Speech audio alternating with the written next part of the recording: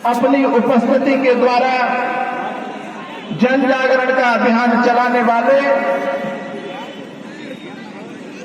हिंदू जागरण मंच, जय बाबा गुरुदेव, गायत्री परिवार, जय माता दी संगठन, अखिल भारतीय ब्राह्मण महासभा, ब्रह्म कुमारी आश्रम आदि इत्यादि जितने भी लोग लगे हुए हैं जिनका मंच से नाम नहीं लिया गया, सबके लिए धन्यवाद के साथ मेरी तरफ से आप सब लोग बोलेंगे हर हर महादेव, हर हर महादेव। मैंने सुना था कि सीधी में भगवा यात्रा का कार्यक्रम बड़े ही धूमधाम से मनाया जाता है। मुझे यहाँ आने के बाद में जैसा मैंने सुना और वैसा कुछ कुछ देख भी रहा हूँ, क्योंकि लालने के पांव पालने में पता चल जाते हैं। मैंने यहाँ की माताओं में, बहनों में, भाइयों में जो जोश देखा, जो होश देखा, बहुत जगह गया। ऐसी माताएं मुझे कहीं नहीं मिली। हिंदुस्तान में मैंने हर जगह सम्मेलन किए। जिस तरीके की निष्ठा और जिस तरीके की उनका व्यक्तित्व और जो शौर्य उनके चेहरे पे चमक रहा है, यहाँ आने के बाद में पता चला कि वास्तव में वीरांगना का क्षेत्र अगर कोई है तो मध्य प्रदेश की भूमि सीधी है। मैं यहाँ पर कोई भाषण देने नहीं आया। मैं तो यहाँ पूज्य स्वामी विवेकानंद जी की जयंती पर स्वामी जी के अपूर्ण संकल्प को पूर्ण करने के लिए आया हूँ, अलख जगाने आया हूँ कि भाइयों कि एक खामोश मिजाजी तुम्हें जीने नहीं देगी। अगर जीना है तो कोहराम मचा दो। इस तरीके से अगर आप लोग दुर्बल बन के जीते रहे तो ये दुनिया, ये समाज आपको सहजता से जीने नहीं देगा। मोमबत्ती न बनकर ज्वालामुखी बनकर के चलो, अगर मोमबत्ती बनकर के प्रज्वलित हो गए तो ये संसार अन्य जो मजहबपंथी है वो आपको मोमबत्ती की तरह फूंक मार करके बुझा देंगे और ज्वालामुखी बन करके अगर प्रज्वलित हुए, जले तो आपको आगे बढ़ने के लिए रास्ता छोड़ देंगे। क्योंकि ये देश वीर भोग्य वसुंधरा, ये वीर की पृथ्वी है। इस पृथ्वी पर केवल वीर लोग ही भोग कर सकते हैं या राज कर सकते हैं, रह सकते हैं। सबसे बड़ी विडंबना कि हम लोग अपने ऊपर किए हुए अत्याचारों को, व्यभिचार को भूल जाते हैं। सर्वे भवन्तु सुखना की कामना हम करते हैं। हम सनातनी हैं, हम हिंदू हैं, लेकिन सर्वे भवन्तु की सुखना की कामना किस स्थान पर करना चाहिए?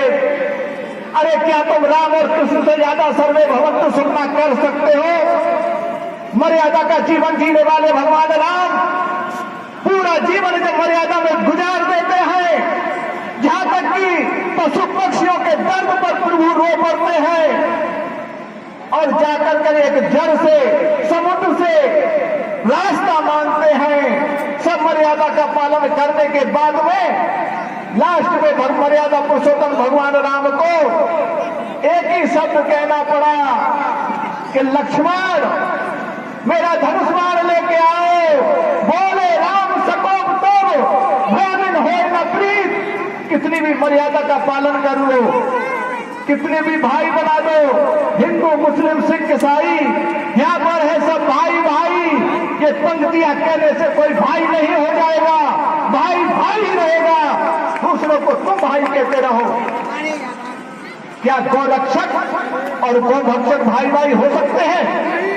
अगर मैं ये बात कहता हूं, लोग कहते हैं स्वामी जी, ब्रह्मचारी जी महाराज आप तो सांप्रदायिक का वक्तव्य देते हैं। मैं सांप्रदायिकता नहीं फैलाता, मैं तो वास्तव में अपने भाइयों को वास्तविकता का बोध कराता हूं। आप लोग, अभी मैं सुन रहा था, व्यास जी ने बहुत बात कही कि गर्व से कहो हम हिंदू हैं। सत्यता से बताओ, क्या गर्व आपके अंदर बचा है? नहीं नहीं नहीं, केवल वक्तव्य बचा है, और वक्तव्य से कभी इतिहास नहीं बना करता। जब तक वक्तव्य को क्रियान्वित रूप दे करके उसे सामने प्रस्तुत ना किया जाए, तब तक आपका इतिहास नहीं बन सकता। स्वामी विवेकानंद जी की जयंती पर एक सन्यासी इस देश से जाता है और उस जगह जाता है जहां पर पूर्णतया पाश्चात्य संस्कृति का भंडार है, जहां पर व्यसनों का कारखाना है, जहां मजा लेने का हब है। लोग आजकल मजहब और धर्म को नहीं समझते। लोग कहते हैं फलाना धर्म, ये धर्म, वो धर्म। अरे भाइयों, जब आप ही ऐसा कहोगे तो इन युवाओं को क्या सिखाओगे? अरे मजहब और धर्म में अंतर होता है। धर्म केवल एक है जिसका नाम है सनातन, धर्म एक है जिसका नाम है हिंदू। बाकी जितने बने हुए हैं सब पंथ है, मजहब है। कोई अपने आप को धर्म कहता है, नहीं नहीं नहीं नहीं नहीं, बिल्कुल नहीं। केवल सनातन एक धर्म है। कोई मंत्रालय में मस्त है, कोई अपने आप में मस्त है। आपको जानना पड़ेगा पंथ किसको कहते हैं, मजहब किसको कहते हैं। अरे मजहब का मतलब होता है मजा लेने का हर स्थान, जो मनमुखी चले, जिसको अपने धर्म का बोध नहीं हो। और पंथ का मतलब होता है कि भेड़ चाल, जिधर एक चला उधर सब चल दिए। मजहब केवल एक है। पंथ अनेक हो सकते हैं, मजहब अनेक हो सकते हैं, लेकिन धर्म एक होता है। कौन सा? कि जिसमें केवल वास्तविकता का बोध हो। धर्मो हितेशा मदतो विशेषो धर्मेण हीरा पश्चिम समाना। जहां पर केवल धर्म की मान्यता हो, मानवता की मान्यता हो और भाईचारे की मान्यता हो, सर्वे भवन्तु सुखना की मान्यता हो, जहां पर भाई को भाई समझा जाता हो, बहन को बहन समझा जाता हो, जहां पर मरने के बाद में भी पिता को तर्पण जल दिया जाता हो। गीता पढ़ते हैं, महाभारत पढ़ते हैं, जानते हैं महाभारत क्यों हुआ? महाभारत होने के पीछे मात्र एक कारण था, समझाई थे यदा यदा ही धर्मस्य ग्लानिर्भवति भारत अभ्युत्थानम धर्मस्य तदात्मानं सृजाम्यहम्। भगवान श्री कृष्ण ने अर्जुन ने प्रश्न कर दिया कि महाराज आप यहाँ पर किस लिए अवतरित हुए? बोले मैं धर्म की रक्षा के लिए आया। अर्जुन ने कहा प्रभु जब धर्म की रक्षा करना था तो आप तो कहते हो कि मैं ही सब कुछ हूँ, मैं ही संहार करता हूँ, मैं ही सृजन करता हूँ, मैं ही पालन करता हूँ, तो आपको अवतार लेने की आवश्यकता? ये तो सब आप घर बैठे भी काम कर सकते थे। बोले ठीक कहा अर्जुन, मैं वहां बैठ करके सब काम करने में समर्थ था। माताएं सुन रही हो ना, इधर ध्यान दो, ये बाद में बातें करना। मैं आप लोगों को सुना रहा हूं, इनको नहीं सुनाऊंगा। ये यहाँ से जाने के बाद में कोई बात करेंगे जो इन्हें करना है। तो मैं जानता हूं बहुत सम्मेलन किया है मैंने। इस धर्म की अगर कोई मूल है तो माताएं हैं, बहनें हैं।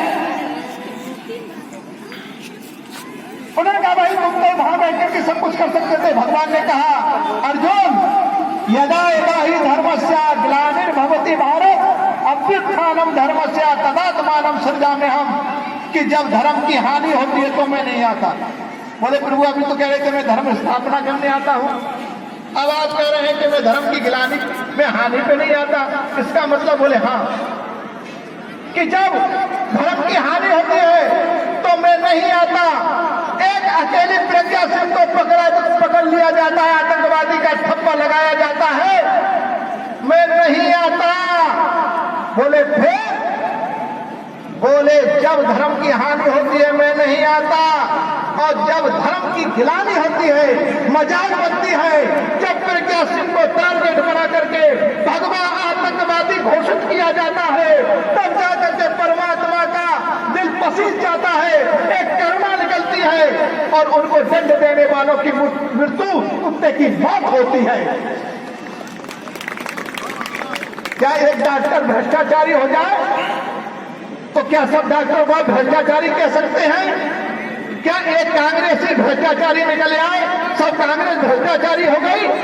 एक भाजपाई भ्रष्टाचारी निकल आए क्या सब भाजपाई भ्रष्टाचारी हो गए? एक डीएम एक एसपी कोई रिश्वतखोर निकल आए क्या सारे अधिकारी रिश्वतखोर हो गए? अगर एक हलवाई की मिठाई में मक्खी गिर जाए क्या पूरे नगर की मिठाइयां बेकार हो गई? कोई घर में एक बच्चा बदचलन निकल आए क्या पूरे परिवार के लोग बदचलन हो गए? क्या एक माता कोई दुष्ट निकल आए तो सारी माताएं दुष्ट हो गई? एक पिता कोई दुष्ट निकल आए तो क्या सारे पिता दुष्ट हो गए? अरे कोई एक व्यक्ति दुष्ट निकल आए, एक मजहब का कोई व्यक्ति गलत निकल आए, क्या एक लादेन आतंकवादी हो गया तो सब लादेन हो गए? नहीं कह सकते।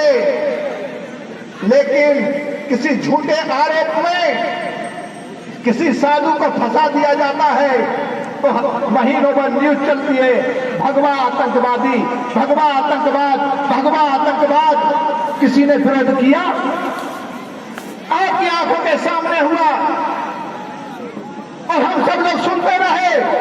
जब एक डॉक्टर के गलत हो जाने से सब डॉक्टर भ्रष्टाचारी नहीं हो सकते, किसी एक अधिकारी के भ्रष्ट होने से सभी अधिकारी भ्रष्टाचारी नहीं हो सकते, एक मास्टर के गलत हो जाने से सभी मास्टर गलत नहीं हो सकते, एक माता के परिवार में गलत हो जाने से सभी परिवार के सदस्य गलत नहीं हो सकते, एक पिता के दुष्ट होने से सभी पिता दुष्ट नहीं हो सकते, एक पुत्र के गलत हो जाने से सभी पुत्र गलत नहीं हो सकते। मेरे भाइयों, देशवासियों, हिंदुत्ववादियों, सनातनवादियों, समाज सेवियों, जब एक पिता के गलत होने से, इन लोगों के गलत होने से सब लोग गलत नहीं हो सकते, तो एक भगवा को पकड़ करके सब भगवा आतंकवादी कैसे हो गए? किसी ने ये प्रश्न पूछा? नहीं पूछा। क्यों? क्योंकि हम कायर बन चुके हैं, हम मानसिक तौर पे गुलाम हो चुके हैं। वैसे हम झंडा लगा के घूमते रहे। एक विडंबना और कि रामलला हम आएंगे, मंदिर वहीं बनाएंगे। कितने सालों तक मंदिर बना लोगे? फैक्ट्रियां 4-4, लाखों का व्यवसाय, 10-10 प्लाटों पे कब्जा, खूब माफिया कर दी। लेकिन संतान, एक मुसटिया चुहिया जैसा बच्चा पैदा करोगे, कैसे हिंदुत्व बचेगा? आप चाहते हो मेरा बच्चा फौज में होना चाहिए, मेरा ही बच्चा इंजीनियर होना चाहिए, मेरा ही बच्चा नगर का डीएम होना चाहिए, मेरा ही बच्चा मुख्यमंत्री, नेता, अभिनेता होना चाहिए, मेरा ही बच्चा देश का प्रधानमंत्री होना चाहिए। लेकिन संतान पैदा हम एक करेंगे, हिंदुत्व का जोर से नारा देंगे। स्वामी विवेकानंद जी महाराज ने कहा था कि गर्व से कहो हम हिंदू हैं। आवाज भी नहीं आ रही, तुम सबकी आवाज से ज्यादा इनकी आवाज है। वारे वाह हिंदू, क्या खाना खा के नहीं आए? यहाँ भंडारा है क्या? एक बार जोर से तो बोलो, गर्व से कहो हिंदू है। जिन जिन के चोटी है वो हाथ उठाओ जरा, चेक करवाऊंगा, अभी बच्चे लगे हुए हैं। जिनने हाथ उठाया 2-4 की चोटियां चेक करो जरा, बताओ कितने लोगों के चोटियां नहीं है?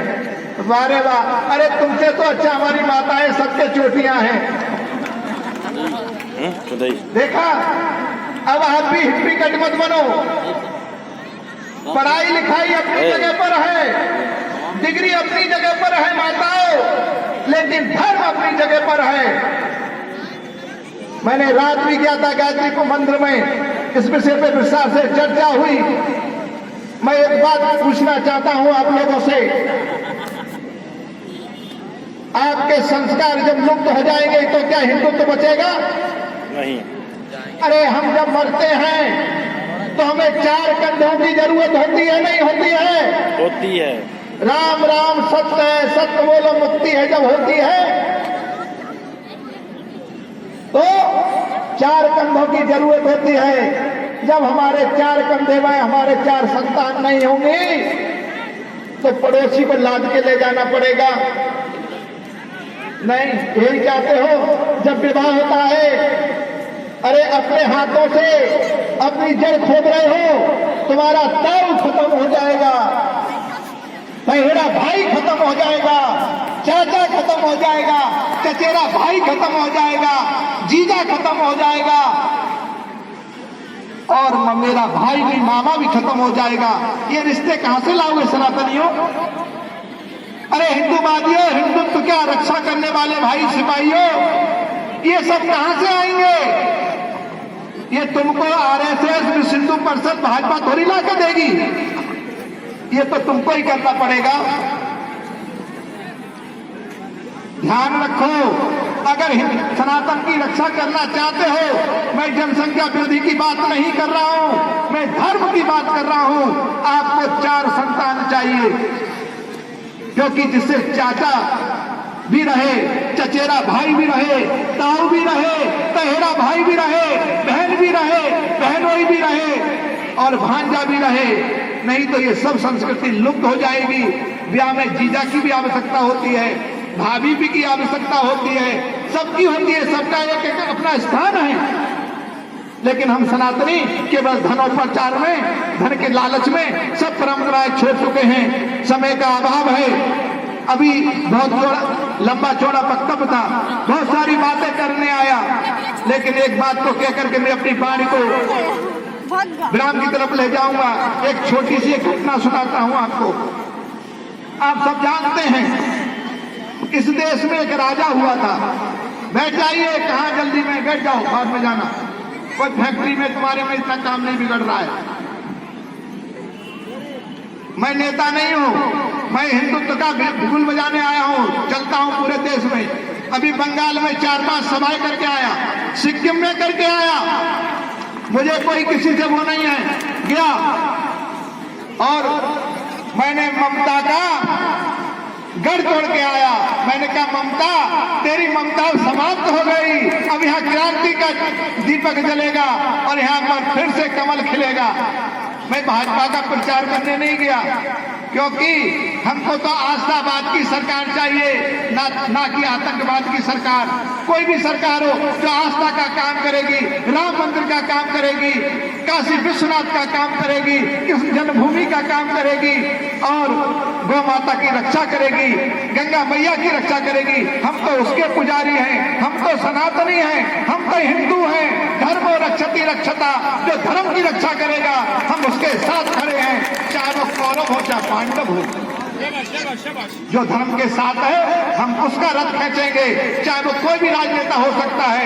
इसलिए इस समय एक बार आप जानते हैं कि राजा इस धरा पर हुआ था, जिस राजा का नाम था हरिश्चंद्र। कितने लोग जानते हैं? सब जानते हैं, सब रामायण पढ़ते हैं, सुनते हैं। उस हरिश्चंद्र ने किसी महात्मा को स्वप्न में एक वचन दे दिया। उसने यह वचन दे दिया कि महाराज मैं आपको अपना राजपाट सब कुछ दान करता हूं। और राजा जब सो करके उठे, उन्हें अपना स्वप्न स्मरण हुआ। पता चला कि राज दरबार के द्वार पर कोई एक महात्मा आया है। राजा सोच ही रहे थे कि मैंने सपने में जो वरदान, जो उसके लिए वचन दिया, मैं उसकी आपूर्ति कैसे करूं।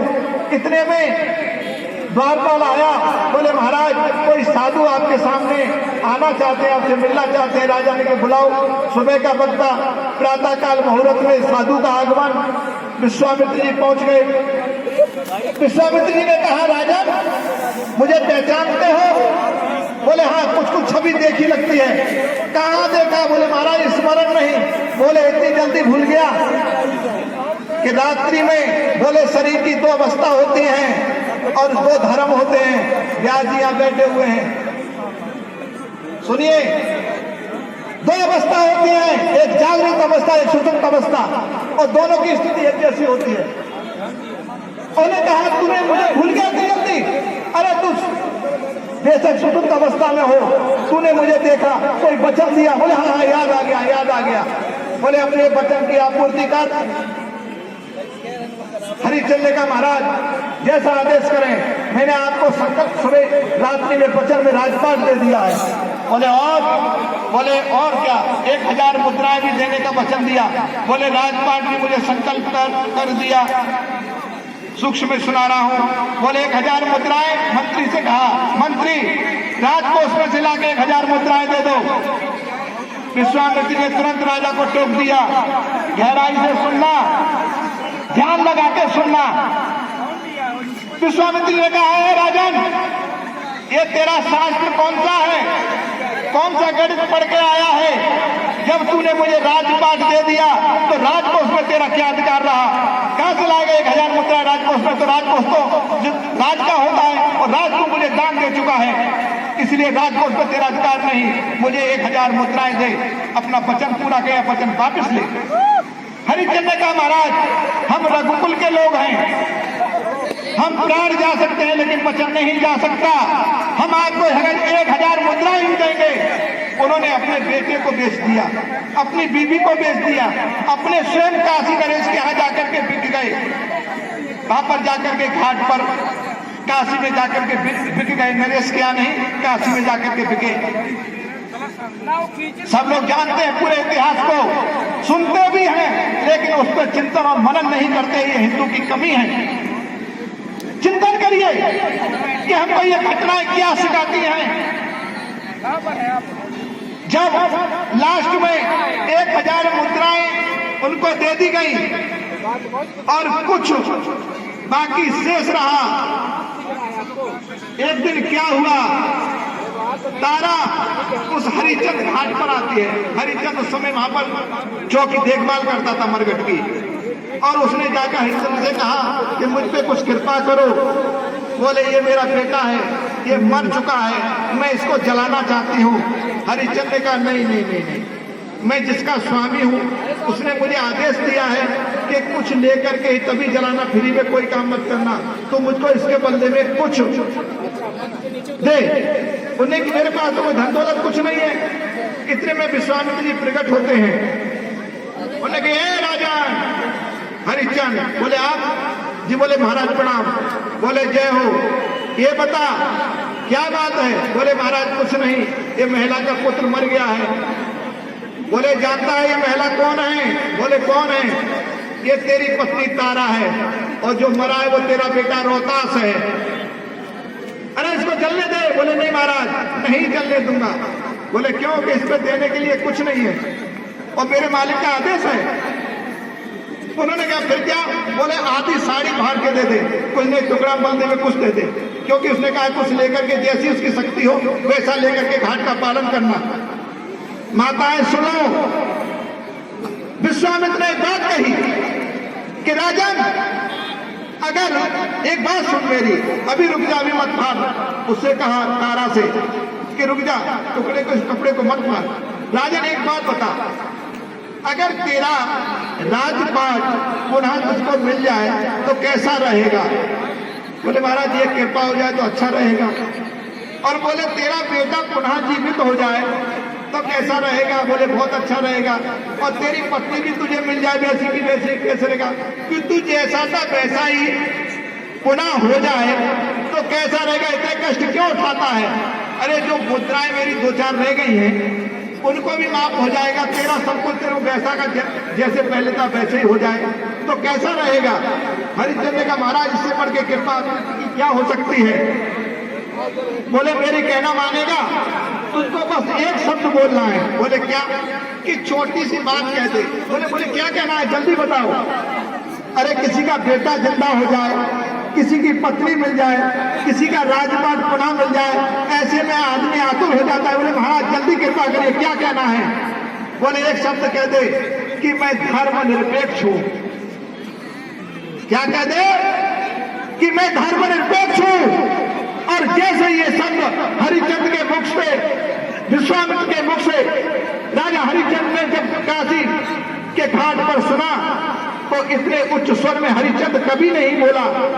उसने कहा, हे महात्मा, आपके मुख से यह शब्द शोभा नहीं देता, और आपने जो दुस्साहस किया, आज किया सो किया, पुनः इसकी पुनरावृत्ति मत करना, दोबारा मत बोलना।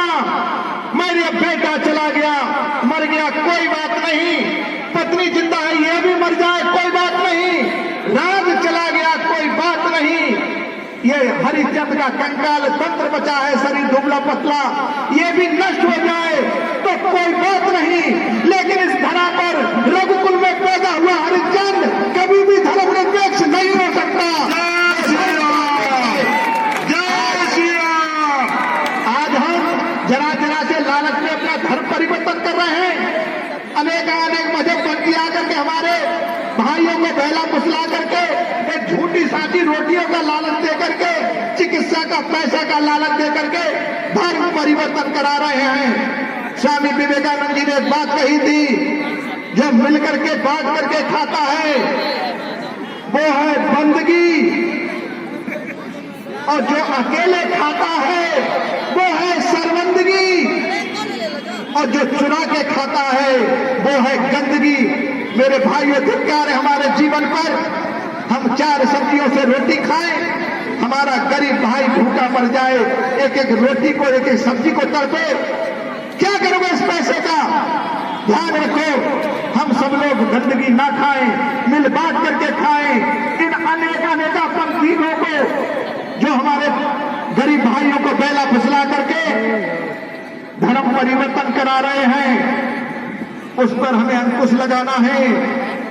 और मैं आपसे इतना लंबा चौड़ा भाषण देने के बाद में एक बात कहूंगा, आपका मन है दान जहां चाहो वहां करना, आप गौ दान करना, बहुत अच्छी बात है।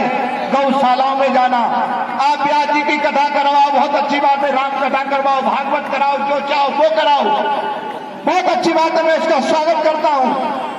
आप कन्यादान करो, बहुत अच्छी बात है। दहेज दो, बहुत अच्छी बात है। विद्या दान करो, बहुत अच्छी बात है। सब कुछ दान करो, बहुत अच्छी बात है। सब दान करने के बाद में, जैसे पूरी साल पढ़ने के बाद में बच्चा अनुत्तीर्ण हो जाए, कोई मानेगा कि बच्चा पढ़ा था, लोग कहेंगे इसने पढ़ाई सही से नहीं की। अब पूरा उपचार करने के बाद में डॉक्टर से पेशेंट मर जाए, कोई विश्वास करेगा कि डॉक्टर ज्यादा होशियार है, इसने सही से उपचार किया? तत्कालीन नहीं कर सकता। सब कुछ दान करने के बाद में मेरे भाइयों, सब कुछ तुमने अच्छा कर लिया, लेकिन एक दान सही जगह नहीं किया तो ध्यान रखो, जो कहते हैं ना कि घर घर से अब जल निकलेगा, भारत तेरे टुकड़े होंगे। माताओं सुन लो, जो कहते हैं हर घर से अब जल निकलेगा, भारत तेरे टुकड़े होंगे, मैं उनसे कहना चाहता हूं, अरे तुम घर घर से नहीं, एक एक घर से 10-10 निकालो अफजल, और अफजल ही नहीं, दूसरा उसका भाई जो था उसको भी निकाल लो। लेकिन ध्यान रखो बच्चों, अरे बुज़दिलो, तुम घर घर से कोने कोने से अफजल निकालोगे, शराब निकालोगे। क्या था उसका नाम जो मर गया, एक उसका साथी था, शराब कैसी नाम था उसका, कसाब। तुम घर घर से अफजल निकालो, कसाब निकालो, उसका चाचा ताऊ भी निकालो। अरे हम तो कभी कभी शिवाजी महाराणा, योगी मोदी को निकालते हैं, वही पर्याप्त है।